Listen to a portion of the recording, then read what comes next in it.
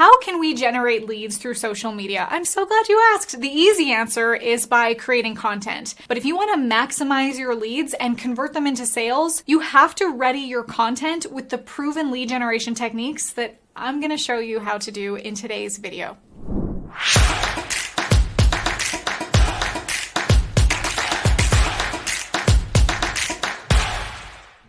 Talking all things lead generation from social media, I want to first tell you how an everyday sidewalk relates to your audience and how likely they are to buy from you. And then I want to show you the 2 ways to think about your audience to truly understand their perspective, capture their intrigue, and bring them to buy. And then I want to tell you about how I first started my YouTube channel and this one thing that I changed about my videos that resulted in me actually generating cash flow straight from my YouTube videos, even when I had a very small, if any, audience. Have you heard of the know, like, trust factor? This is a factor you need to have with your audience for them to know you, like you, and trust you, because when that's in play, they're more likely to listen to you, follow you, buy from you, and if you don't have that, you don't have anything. And so we're measuring the temperature and the intimacy that we have with our audience. Temperature meaning, are they cold, warm, hot? If they're cold, they typically don't know anything about you. They don't know any of the problems that you can solve for them. They might not even know the solutions that they even need in their lives. When they're warm, they might know a little bit about you. They may be a little more problem aware, a little more solution aware. They follow you. Maybe they spend a little bit of time. But at this point, it's a pretty low investment. If they feel hot, if they're like that really hot traffic, they're typically raving. They love everything you do. They're willing to share your stuff with their friends and family. And they're more likely to buy because that know, like, trust factor is very hot, that they have that level of intimacy with you. They trust you. They build a relationship with you. And they love what you have to offer. They know that the solutions that you provide are something that they need help with. Now, I've given you the imagery of cold, warm, hot, but another way that you can look at this is sidewalk, slow lane, fast lane. If they're on the sidewalk, they might not even realize that there's a road next to them, that the fast lane can take them exactly where they need to go. And remember that when people buy something, they're buying to get a result, and the more that they pay, they're paying for ease and speed to get to that result easiest and fastest. When they're on the sidewalk, they might just be window shopping, looking around, not sure what you have to offer. And as you warm them up, you start to bring them to that slow lane where they're moseying along, they're starting to look at your stuff, they're starting to get an idea for who you are, and that's where your content needs to come into play, whether that's your YouTube videos where you're providing lots of value, your Instagram stories, Facebook, whatever platform you're on, it doesn't matter. What does matter is the relationships that you have with your audience and that you're continuously providing value for them. Because when you do, that's what's going to move them into the fast lane. And the fast lane, that's where you can make the most transformation with your audience. Before I get into the 2 ways you should think about your audience to get them to buy,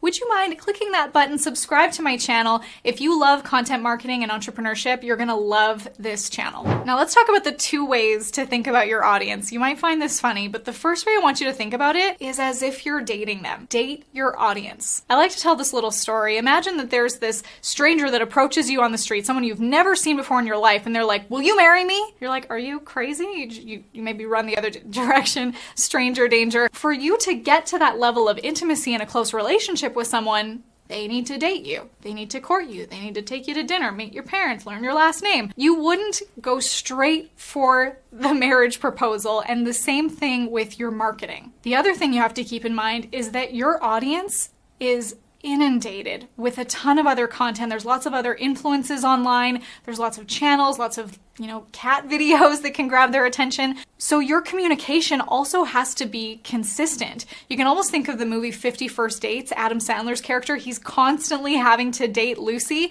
because her memory disappears every night. Now, luckily for us, our audience isn't losing their memory every night, but if you don't keep showing up for them, that relationship that you've already built can disappear. You need to be nurturing consistently and continuously showing up, providing value. And here's some ways that you can do that. Your regular everyday content, whether it's your YouTube videos that you have produced, or maybe your Instagram stories that you're just documenting your day, showing the behind the scenes, showing more of your personality, that's what's gonna make people feel close to you. And it's also showing them a preview of what it could be like to have a closer relationship with you. If I'm showing behind the scenes of me, maybe filming with a client or consulting on their funnels, that can show that person and give them an idea of, well, maybe that's the same level of service that I might have if I were to work with Marley. So how can you show that in your content that gives them a preview of your expertise and how you work with clients? And also your regular values. We buy from people and we listen to people that have similar values as us. So maybe you like to follow people who are very family oriented if you have a family,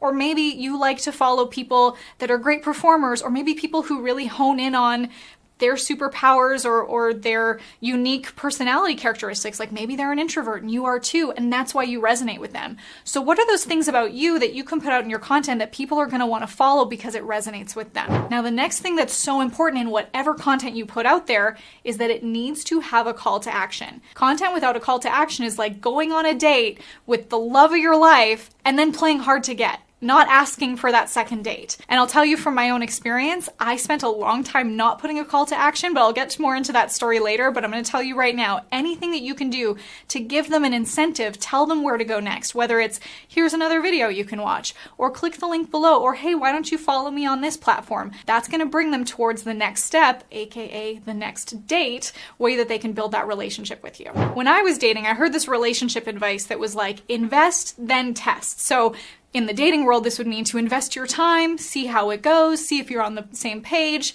before you spend more time or invest more emotional energy in your relationship. And this is what's going to happen for both you and your audience as you're interacting on social media or in anything. Because when they invest time into looking at your content, that might make them feel like they trust you and they want to watch more. And they need that trust before they're going to be willing to opt in for a freebie, or before they're willing to buy something because they've invested time that now they know that they can invest money. So it's kind of similar. If you use that comparison with dating, you're going to invest in the relationship before you go further. The same thing in marketing is your audience is going to invest in learning about you before they're going to invest with their money. They invest emotionally before they invest financially. The more that they qualify themselves throughout this process, and let me explain what that means. You know when you have a warm audience by how much they're engaging and interacting with you. Your cold audience, they're probably just watching, like I kind of mentioned, they're window shopping, they're looking around. But if you find that they're engaging with you, they're responding to something, they go to an opt-in page, they put in their email address, that's qualifying them as someone who's interested in nurturing and building that relationship with you. They qualify themselves even more when they raise their hand with their credit card in it to say, I'm a buyer. I'm someone that's interested to this point that I'm interested in investing financially, because they feel safe in that emotional investment they've made first in building that relationship with you. Even a small financial investment, even if they pay $7 for something, that's like the gateway to being able to ascend them in your value ladder. And that's going to be really important, is bringing people from cold, from sidewalk, slow lane, fast lane, to a small investment, and then the ascension through the rest of your value ladder. So with that said, are you dating your audience before asking them to marry you? Have you ever thought about your audience in these terms? Is it kind of funny? Let me know in the comments below what you think about that, or even if you've had an experience where maybe you felt like, whoa, too soon. And kind of funny when you think about that, that can actually damage the relationship. So it's really important that you invest, then test, have opportunities for your audience to invest emotionally before they invest financially. The second way I want you to think about your audience is that your audience may be a version of you 3 years ago. If you think about your before picture, a lot of the time your audience, that's their current reality. And they look at you as this attractive character that they want to know what exactly you did to get to where you are today. Your before picture is their current reality. And your current reality is their hopeful transformation. They want to get to where you are.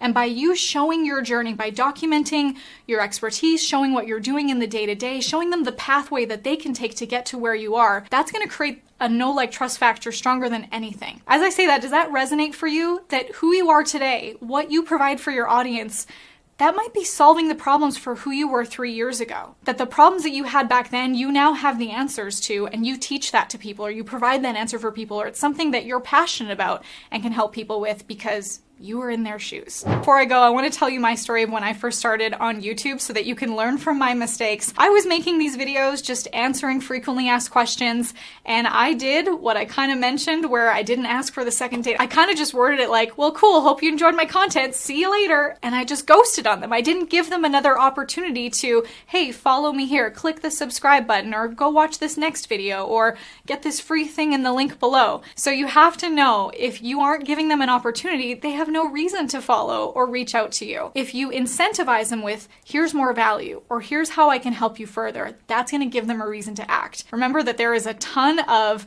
distractions, cat videos. The internet is saturated with attention grabbers. You need to be one of them. Content creation is a major part of generating leads online, but how about we take the stress of content creation off your plate? I have a training I'm going to give you access to. It's called How to Create 6 Months of Cash Flowing Content in 3 Days Without Publishing Your Face Off for Months with Zero Sales. We all know what that's like when your content takes so much time and you launch to crickets and it doesn't result in any more leads or cash in your pocket. It doesn't have to be that way anymore. Click the link below and join us.